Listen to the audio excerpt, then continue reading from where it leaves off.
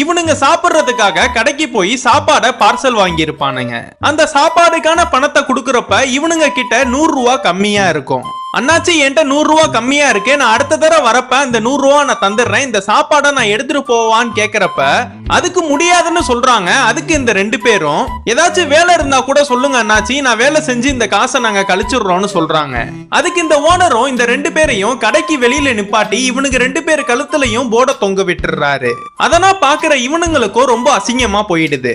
அங்க ஒருத்தர் இலை விக்கிற கார் ஒருத்தர் வந்து இவனுங்க 2 பேருக்கும் உள்ள காசை கொடுத்து இவங்களை காப்பாத்தி கூட்டிட்டு போயிடுறாரு. இங்க நடந்த எல்லா விஷயத்தையும் வீட்டுல பேசிட்டு இருக்கும் போது இவனோட ஃப்ரெண்டும் கேட்டுறான். அவன் ஃப்ரெண்டோட உடம்புல பட்னியால இறந்து போன பகசூர ஆவி அவன் உடம்புல இருக்கும். அதனால அவனை அந்த ஹோட்டலுக்கு கூட்டிட்டு போய் அந்த அன்லிமிட்டெட் சாப்பாடை சாப்பிட வைக்கிறானுங்க.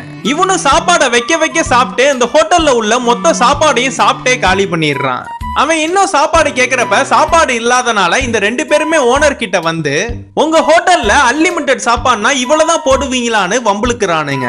அதுக்கு அந்த ஓனரும் சாப்பாடு இன்னைக்கு கம்மியா தான் இருந்துச்சு, நாளைக்கு வாங்க உங்களுக்கு எவ்வளவு வேணுமோ சாப்பிடுங்க, அப்படியே அந்த சாப்பாடு பத்தலனா நான் ஹோட்டலையே காலி பண்ணிட்டு போயிடுறேன்னு சவால் விடுறான். இவனுங்களும் அவனை கூட்டிட்டு வந்து சாப்பிட வைக்கிறானுங்க. அவன் ஹோட்டல்ல உள்ள மொத்த சாப்பாடையும் காலி பண்ணிடுறான்.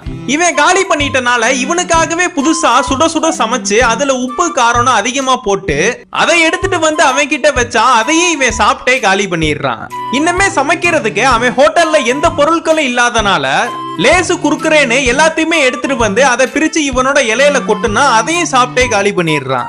ஜூஸ் எடுத்துட்டு வந்து ஒரு பெரிய வாளியில கொட்டி அதை இவன் கிட்ட கொடுத்தா மொத்த ஜூஸையுமே குடிச்சிடுறான்.